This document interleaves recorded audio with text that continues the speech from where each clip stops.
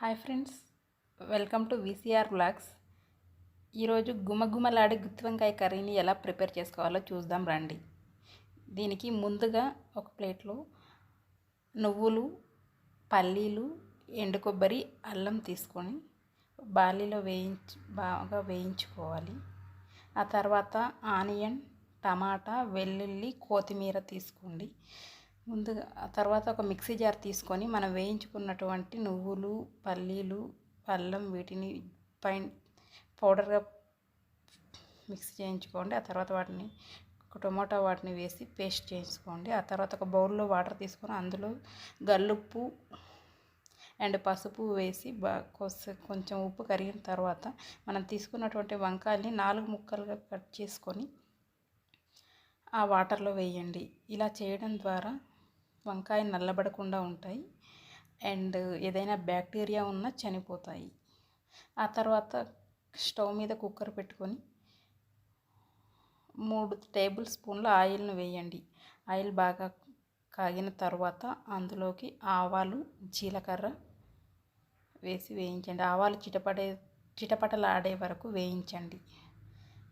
ఆ తర్వాత కరివేపాకు, ఆనియన్స్ వేయండి. 2 మీడియం సైజ్ ఆనియన్స్ తీసుకొని సన్న ముక్కలుగా కట్ చేసి ఆనియన్స్ వేసి బాగా గోల్డెన్ కలర్ వచ్చే వరకు వేయించండి. ఆవాలు తొందరగా మగ్గాలంటే కొంచెం సాల్ట్ స్ప్రింకిల్ చేస్తే దానివల్ల ఆనియన్స్ తొందరగా మగ్గుతాయి, గోల్డెన్ కలర్లోకి వస్తాయి.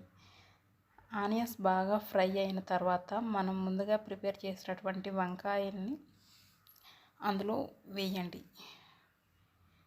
వంకాయలు వేసిన తర్వాత బాగా వంకాయల్ని ఫ్రై చేయండి, అటు ఇటు తిప్పుతూ. వంకాయలు 2 వైపులా ఫ్రై అయ్యేలాగా చూసుకోండి. ఆ తర్వాత మిగిలిన మిశ్రమాన్ని కూడా అందులో కలిపేసేయండి. ఏదైతే పేస్ట్ రెడీ చేసుకున్నా ఆ మిక్సీలో అందులో కలిపేసి ఇంకా కొంచెం వాటర్ కూడా యాడ్ చేయండి. మీ క్వాంటిటీకి తగినట్టుగా వాటర్ యాడ్ చేసుకోండి.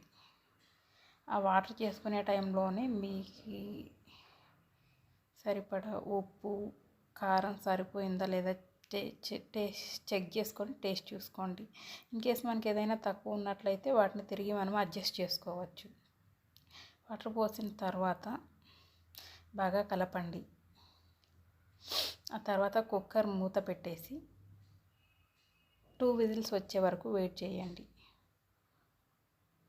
2 విజిల్స్ వచ్చిన తర్వాత ప్రెషర్ మొత్తం పోయే వరకు వెయిట్ చేసి కుక్కర్ మూత తీసి చూడండి. అప్పుడు వంకాయలు ఉడికిపోయి ఉంటాయి. వంకాయలు ఉడికిపోయిన తర్వాత మనం ఏదైనా వంట కుక్కర్లో చేసినప్పుడు ఉప్పు, కారం, మసాలా ఇవి సరిగ్గా పట్టవండి వంకాయలకి అని ఈ కూర చేస్తున్నా.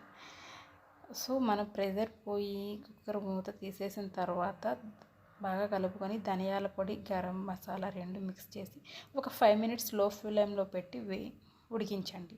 దీనివల్ల ఆ వంకాయలకి కారం, మసాలా బాగా పట్టి కూర ఇంకా టేస్టీగా ఉంటుంది. ఆ తర్వాత ఫైనల్గా కొత్తిమీర వేసుకొని గార్నిష్ చేసుకోండి. అంతే, ఎంతో ఈజీగా గుమగుమలాడి గుత్తి వంకాయ కర్రీ రెడీ అయిపోయింది. ఆ తర్వాత సర్వ్ చేసుకోవడమే. ఇంతేనండి, ఎంతో ఈజీగా ప్రిపేర్ అయిపోయింది గుమగుమలాడే గుత్తి వంకాయ కూర. ఈ కర్రీ కనుక మీకు కూడా నచ్చినట్లయితే మీరు కూడా మీ ఇంట్లో ట్రై చేయండి. మీకు ఎలా వచ్చిందో నాకు కమెంట్ చేయండి. ఇన్ కేస్ మీకు నచ్చినట్లయితే లైక్, షేర్ అండ్ సబ్స్క్రైబ్.